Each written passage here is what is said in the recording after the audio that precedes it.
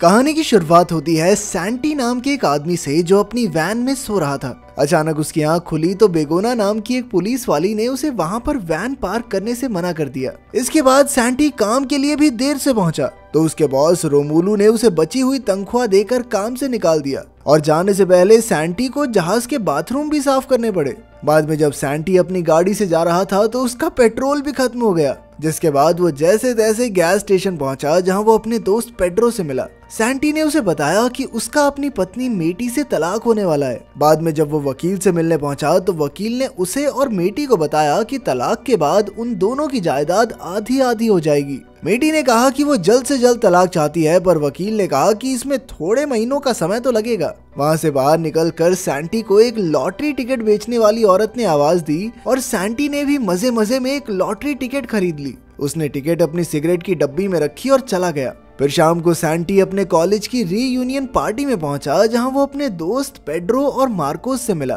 तभी सैंटी ने मैटी को मारियो नाम के एक आदमी के साथ हंसते देखा। बाद में मैटी ने उसे बताया कि जिस सुपरमार्केट में वो काम करती है मारियो वहां का मालिक है, पर सैंटी को इससे काफी जलन हुई और वो अपने दोस्तों के पास चला गया। खैर बाद में सैंटी ने घर आकर सिगरेट्स का डब्बा फेंक दिया क्योंकि वो लॉटरी के बारे में बिल्कुल भूल गया था। अगली सुबह सैंटी रेडियो सुनते हुए नहा रहा था कि उसने लॉटरी की खबर सुनी। अचानक उसे टिकट के बारे में याद आया और वो दौड़कर कचरे में सिगरेट का डब्बा ढूंढने लगा। आखिरकार टिकट मिल गई और सैंटी खुशी से झूम उठा क्योंकि वो लॉटरी जीत चुका था। सैंटी ने तुरंत मैटी को फोन किया मगर उसने फोन नहीं उठाया। अब सैंटी मैटी से मिलने गया पर वहाँ उसने अपनी पत्नी को मारियो के साथ गुलू गुलू करते हुए देखा, मगर असल में मैटी ने मारियो को चूमने से इनकार कर दिया था। इसके बाद सैंटी बैंक से अपनी जीत के 25 मिलियन यूरोस निकलवाने गया पर जल्द ही घबराकर बाहर आ गया। तभी बैंक मैनेजर डेमियन उसके पीछे आया पर सैंटी अपनी गाड़ी में निकल गया। अचानक सैंटी ने मुड़कर देखा कि डेमियन तो गाड़ी में ही था। डेमियन ने उसे अपनी जीती हुई रकम को सही ढंग से इस्तेमाल करने की सलाह दी। फिर लंच करते हुए डेमियन ने सैंटी से पूछा कि हाँ भाई, घर पे सब कैसा चल रहा है। तो सैंटी ने उसे बताया कि भाई मेरा तो तलाक होने वाला है। इस पर डेमियन ने कहा कि तलाक के बाद उसे जीत की आधी रकम मैटी को देनी होगी, इसीलिए उसने सैंटी को मैटी से ये बात छुपाने को कहा। सैंटी अपनी पत्नी से ये बात बिल्कुल नहीं छुपाना चाहता था, मगर बाद में जब उसने मैटी को फिर से मारियो के साथ देखा तो उसे बहुत गुस्सा आ गया। तभी डेमियन वहां आया और आखिरकार सैंटी सबसे ये बात छुपाने के लिए राजी हो गया। कुछ दिन बाद सैंटी मारियो से मिलने गया क्योंकि मारियो ने उसे नौकरी का ऑफर दिया था। उनकी थोड़ी बहस हुई पर अंत में सैंटी को सामान भरने की नौकरी मिल गई। इसके बाद सैंटी ने लॉटरी के पैसों से बढ़िया कपड़े और चीजें खरीदी। फिर उसने घर आकर सारी चीजें छुपा दी और खुशी से नाचने लगा। लेकिन तभी अचानक उसकी पत्नी घर वापस आ गई तो सैंटी ने अपने नए कपड़े और घड़ी छुपाने की कोशिश की, मगर मैटी को शक हो गया कि कुछ तो गड़बड़ जरूर है। खैर शाम को सैंटी जब एक 5 स्टार होटल में खाना खाने गया तो उसे वहाँ क्रिस्टीना नाम की एक सुंदर लड़की दिखाई दी और फिर वो दोनों ही एक दूसरे को देखकर मुस्कुराए। अगली सुबह जब सैंटी की आंख खुली तो वो काम के लिए लेट हो गया था। अब वो जैसे तैसे सुपरमार्केट पहुंचा और उसने अपनी साथी तानिया से माफी मांगी। बाद में मैटी ने उससे पूछा कि वो कल रात कहाँ था। तभी मारियो ने वहां आकर सैंटी को डांटा पर मैटी ने बात संभाल ली। अगले दिन सैंटी अरिट्स नाम के एक सर्फर से मिला क्योंकि अब वो भी सर्फिंग सीखना चाहता था। अगले कुछ दिन तक सैंटी ने समुद्र में प्रैक्टिस की और काफी कुछ सीखा। एक दिन रात को सैंटी को पेड्रो और मार्कोस का फोन आया तो सैंटी ने उन्हें सर्फिंग सीखने के बारे में बताया, पर उन्हें लगा कि सैंटी तो डिप्रेशन में आकर ऐसी बहकी बहकी बातें कर रहा है क्योंकि सर्फिंग सीखना अमीरों का शौक है। उन्होंने सैंटी को मिलने बुलाया पर सैंटी ने मना कर दिया, जिससे उन्हें काफी हैरानी हुई। खैर अगले दिन सैंटी डेमियन के साथ रोमुलू की शिप खरीदने पहुंचा। रोमुलू को तो यकीन ही नहीं हुआ कि जिस आदमी को मैंने कुछ दिन पहले काम से निकाला था वो ही मेरी शिप खरीद रहा है। खैर बदला लेने के लिए सैंटी ने वो शिप खरीद ली और रोमुलू से ही बाथरूम साफ करवाए। बाद में डेमियन और सैंटी आगे और चीजें खरीदने की तैयारी कर रहे थे कि अचानक उन्हें सामने से पेड्रो और मार्कोस आते दिखाई दिए। उन्हें सैंटी के नए कपड़े देखकर बड़ी हैरानी हुई, पर सैंटी ने झूठ कह दिया कि ये कपड़े तो उसकी नई नौकरी के लिए हैं।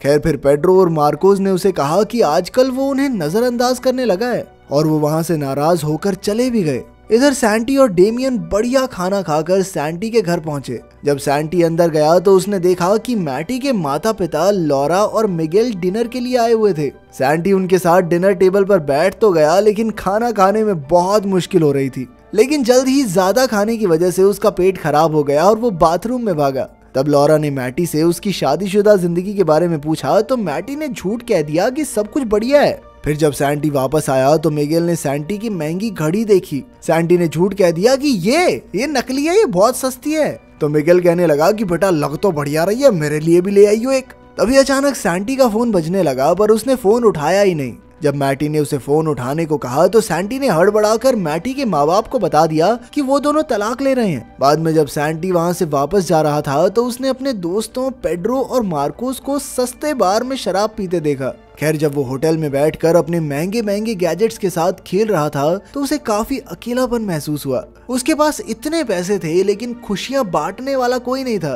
तब सैंटी ने डेमियन को फोन किया और उसे एक खुफिया प्लान के बारे में बताया। अगले दिन पेड्रो गैस स्टेशन पर था तो एक सुंदर महिला ने आकर उसकी खूबसूरती की तारीफ की। बाद में पेड्रो ने मार्कोस को बताया कि उसे मॉडलिंग का ऑफर मिला है। तभी सैंटी वहां आया और जाकर अकेला बैठ गया, पर फिर मार्कोस और पेड्रो ने उसे बुला लिया। उन्होंने सैंटी को पेड्रो की मॉडलिंग के बारे में भी बताया, पर सैंटी को उतनी हैरानी नहीं हुई। फिर बाद में मार्कोस अपने घर पहुंचा जहां वो अपने 2 छोटे छोटे बच्चों को अकेला ही संभाल रहा था। तभी उसकी पत्नी लोरेना ने आकर उसे खबर दी कि उसके दूर के चाचा उनके लिए ढेर सारी जमीन जायदाद छोड़कर गए हैं। बाद में डेमियन और सैंटी मिलकर बात करते हैं, तब ये खुलासा होता है कि इस सब के पीछे सैंटी का ही हाथ था। वो दोनों गोल्फ खेल रहे थे कि अचानक उनकी नजर मारियो पर पड़ी। तब डेमियन ने सैंटी को बताया कि मारियो बस बैंक से लोन लेने का नाटक कर रहा है। असल में तो वो सुपरमार्केट को बेचना ही चाहता है, पर इससे सभी लोगों की नौकरियां चली जाएंगी, इसीलिए अच्छा बनने का नाटक कर रहा है कि मैं तो बहुत कोशिश कर रहा हूँ बचाने की। तभी मारियो ने सैंटी को देख लिया और वहां आकर उससे पूछा कि तू काम पे क्यों नहीं गया है। उधर सुपरमार्केट में तानिया ने मैटी से पूछा कि क्या सच में सुपरमार्केट बंद होने वाला है, पर मैटी ने कहा कि ये सब अफवाहें हैं। तब सैंटी ने मैटी को बताने की कोशिश की कि मारियो सच में सुपरमार्केट को बेचने वाला है, लेकिन तभी मारियो ने वहां आकर मैटी को बताया कि उसने सैंटी को आज गोल्फ खेलते देखा। इससे मैटी सैंटी पर गुस्सा हो गई कि वो घर में तो 2 रुपए भी नहीं देता और बाहर गोल्फ खेल रहा है, वाह नवाबों वाले शौक हैं। जैसे ही सैंटी सुपरमार्केट से निकला तो मार्कोस और पेड्रो एक चमचमाती सुपर कार में आ पहुंचे। उन्होंने सैंटी को साथ लिया और मजे से ड्राइव पर निकल गए। ये देखकर सैंटी को अच्छा नहीं लगा, क्योंकि मार्कोस अपने परिवार की जरूरत पूरी करने की बजाय इन चीजों पर पैसे उड़ा रहा था। लेकिन फिर मार्कोस ने कहा कि तेरे बाप ने दिए क्या मुझे पैसे, मेरी मर्जी मेरे पैसे, जो मर्जी करूंगा। आखिरकार सैंटी ने उन्हें बता दिया कि असल में ये गाड़ी उसी के पैसों से आई है, मगर उन दोनों ने उस पर यकीन ही नहीं किया। तभी अचानक मार्कोस से गाड़ी कंट्रोल नहीं हुई और वो सीधा पहाड़ी से नीचे जा गिरे। इसी दौरान सैंटी ने चिल्लाकर अपनी लॉटरी का सीक्रेट सबको बता दिया।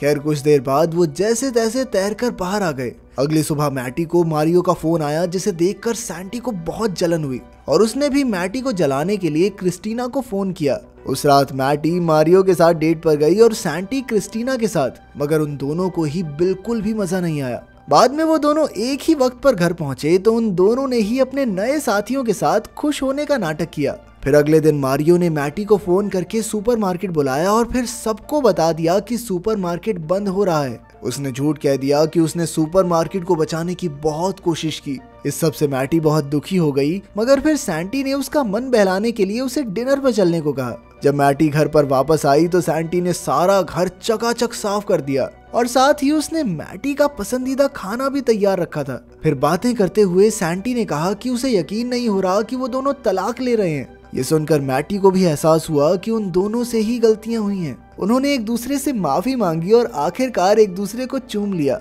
इसके बाद सैंटी ने खुशी खुशी मैटी को लॉटरी के बारे में बताया तो मैटी को उस पर विश्वास ही नहीं हुआ। उसे लगा कि सैंटी मजाक कर रहा है, इसीलिए वो गुस्से में बाहर चली आई। पर तभी सैंटी ने उसे शेड में ले जाकर वो सभी महंगी चीजें दिखाई जो उसने खरीदी थी। तब मैटी ने उससे पूछा कि उसने ये बात अब तक छुपाई क्यों, पर सैंटी ने जैसे तैसे बात घुमाकर उसे मना लिया। इसके बाद सैंटी और मार्कोस पेड्रो का मॉडलिंग शो देखने गए, पर लोगों ने पेड्रो को बिल्कुल भी पसंद नहीं किया। इससे पेड्रो निराश हो गया और फिर मार्कोस और पेड्रो ने सैंटी पर उनकी जिंदगी खराब करने का इल्जाम लगाया। बेचारा सैंटी सोचता रह गया कि मैंने जिंदगी बर्बाद की कैसे। अगले दिन सैंटी ने डेमियन को फोन करके उसका हिसाब किताब चुकता किया और फिर कभी ना मिलने का वादा किया।